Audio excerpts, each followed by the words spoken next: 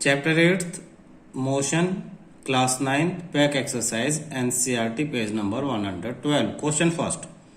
An athlete completes one round of a circular track of diameter 200 meter in 40 seconds.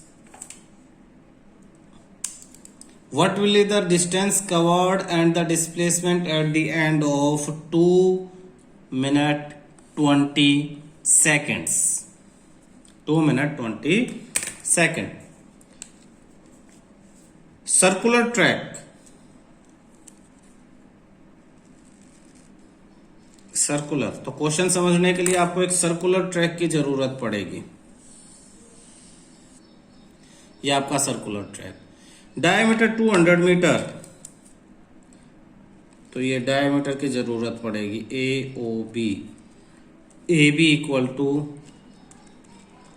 200 metre in 40 second. One round complete करता है 40 second में. Distance covered and the displacement, फिर आपसे पूछा distance और पूछा displacement at the end of 2 minute 20 second. 2 minute 20 second. तो position हम फाइंड आउट करेंगे. इसकी कैसे फाइंड आउट करेंगे देखना.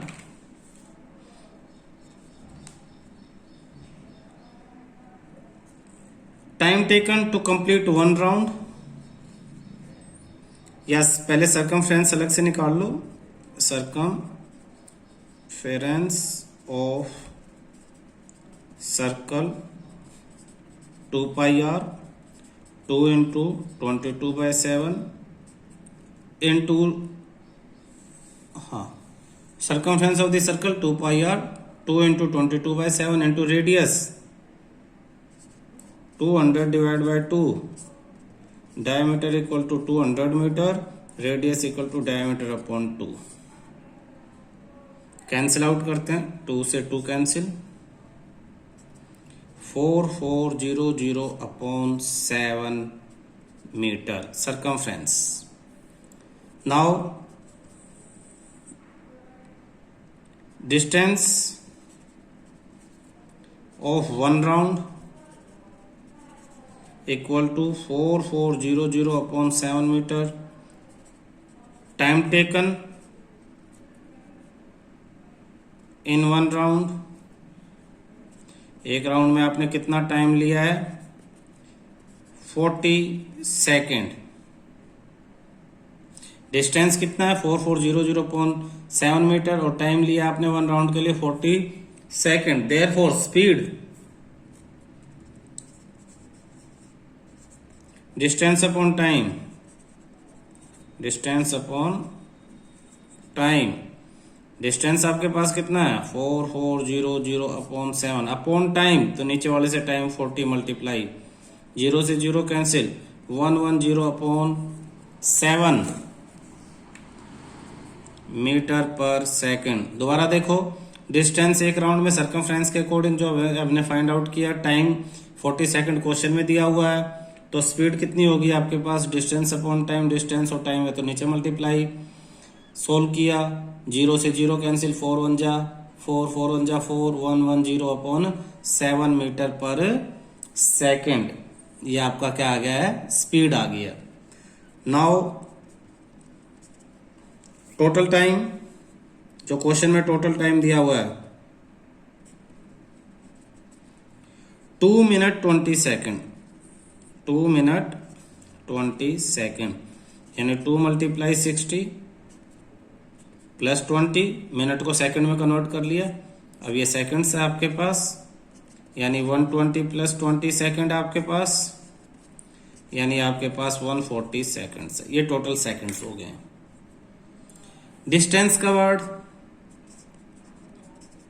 डिस्टेंस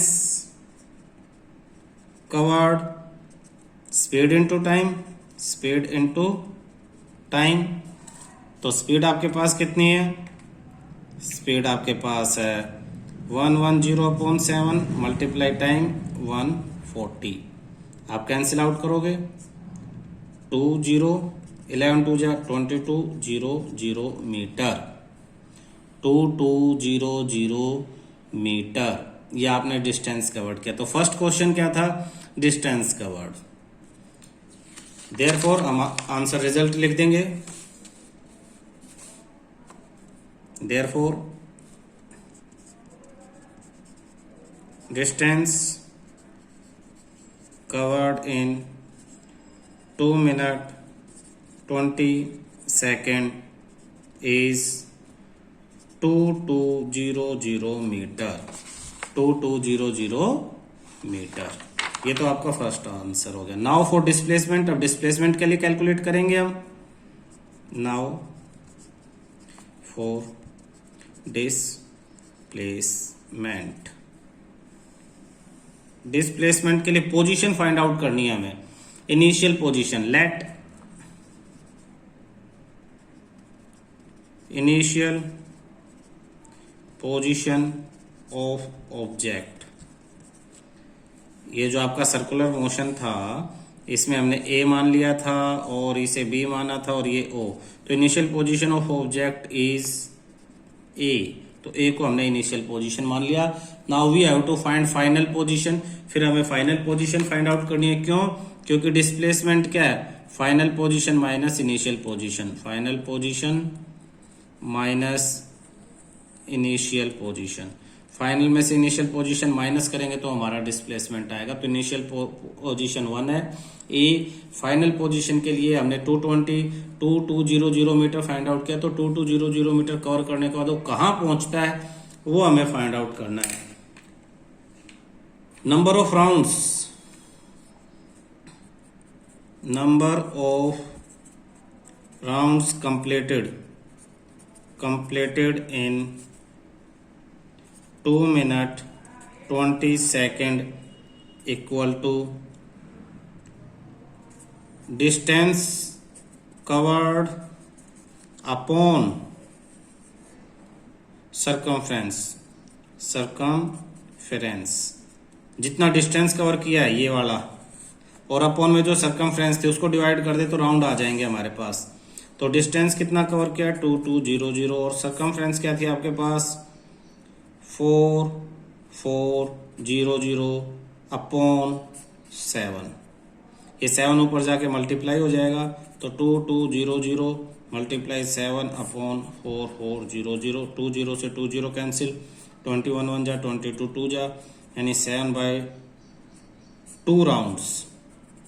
7/2 राउंड्स को हम कह सकते हैं 3.5 राउंड्स और 3.5 round, 3.5 rounds. Therefore, after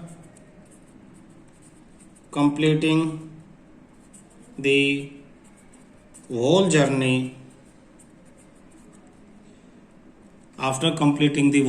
athlete reached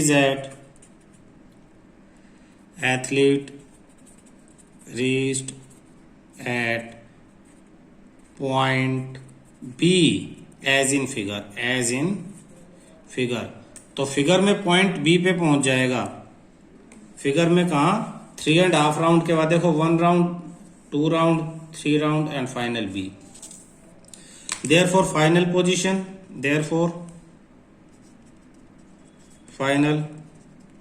position B। Now displacement, shortest distance between initial and final, यानी AB, और AB कितना आपके पास 200 मीटर आपका आंसर हो गया। क्वेश्चन समझने की कोशिश करो। Displacement,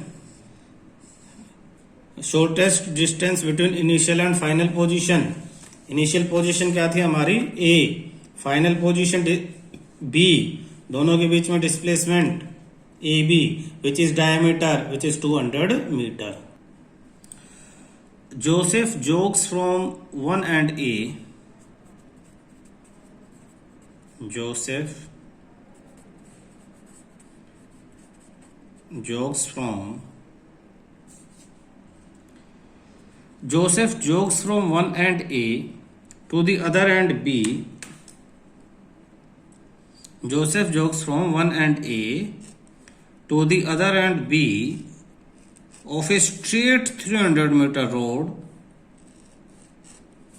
in 2 minutes 50 seconds and then turns around and jogs 100 meter back to point C in another 1 minute. What is Joseph's average speed and velocity from A to B and A to C? तो सबसे पहले तो हम figure बना के scene समझने की कोशिश करेंगे। सॉल्यूशन फिगर में ये पाथ आपका, ये ए और ये बी। तो according to question A B equal to 300 metre and time taken from A to B, time taken from A to B equal to 2 minutes 50 seconds, 2 minutes 50 seconds। SI unit में convert करेंगे 2 into 60 plus 50 second, यानी 120 plus 50 second,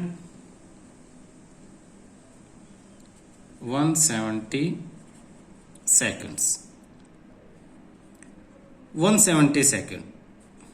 now हमसे पूछा हुआ average speed from A to B, तो average speed from A to B equal to total distance upon total time, total distance upon total time। total distance आपके पास कितना है, A to B 300 metre और time आपके पास 170 second, तो ये आपके पास 30 upon में 17 metre per second average speed है। Average velocity from A to B, average velocity from A to B. अब ध्यान से देखने की बात है कि ए से बी में डिस्टेंस भी 300 मीटर और डिस्प्लेसमेंट भी, डिस्टेंस भी आपका 300 मीटर और डिस्प्लेसमेंट भी, डिस्प्लेसमेंट भी 300 मीटर है। क्योंकि स्ट्रेट पाथ पे डिस्टेंस और डिस्प्लेसमेंट सेम होता है, तो अब आप एवरेज वेलोसिटी निकालोगे तो displacement upon total displacement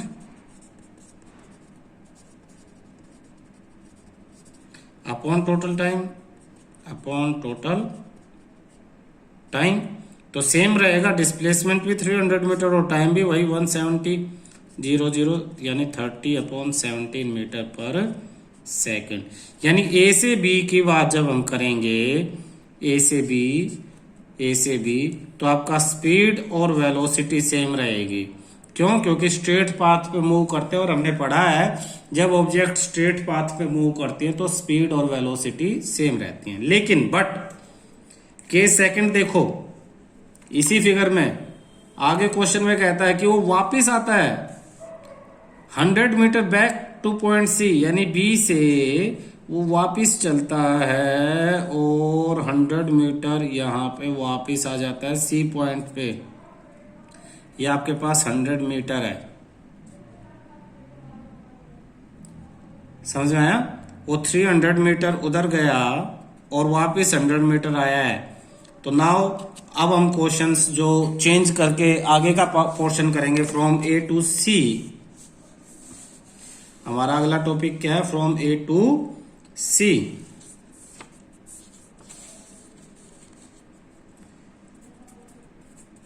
from A to C through B से होते हुए, सिर्फ ए से सी तक नहीं, आप ए टू सी आप डायरेक्ट नहीं कह सकते, आप ए से पहले बी जाओगे, बी से सी आओगे, यानी थ्रू बी। आपका डिस्टेंस कितना है? 300 प्लस 100 यानी 400 मीटर। टाइम टेकन, आपने टाइम कितना लिया है? आपने टाइम लिया, पहले आपने लिया था 2 मिनट 50 सेकेंड और प्लस आपने फिर 1 मिनट ले लिया है, यानी 2 × 60 प्लस 50 और प्लस 60, ये इतना सेकंड आपका टाइम था। 120 प्लस 50 प्लस 60 सेकंड आपने टाइम लिया है। 170 प्लस 60 230 सेकंड आपका टाइम है। Therefore average speed, total distance upon total time taken. Total distance आपने अभी अभी कैलकुलेट किया 300 metre A to B and B to C 100, तो टोटल आपके पास 400 मीटर था और टाइम आपने लिया 230 सेकेंड्स। 0 से 0 कैंसिल, आपका आंसर आता है 40/23 metre per second. But now अब हम क्या फाइंड आउट करेंगे? ए टू सी में displacement from A to C, displacement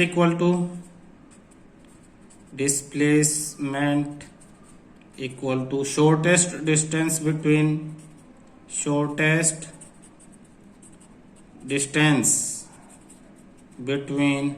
initial and final position,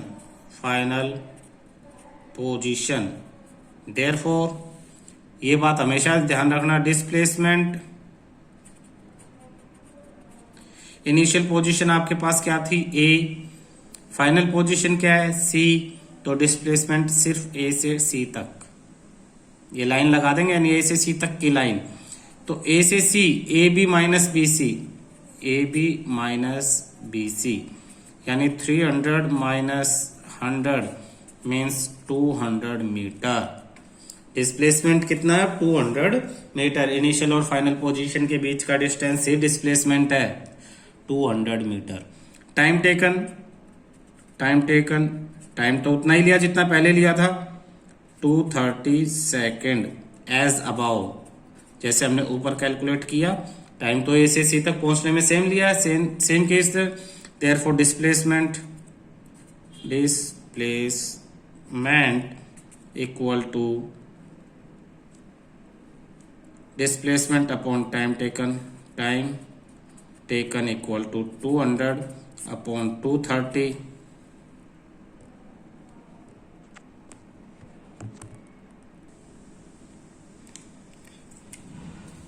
velocity.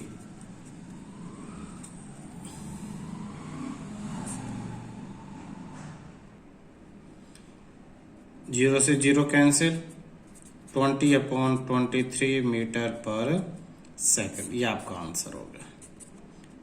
ठीक है, आज यहीं तक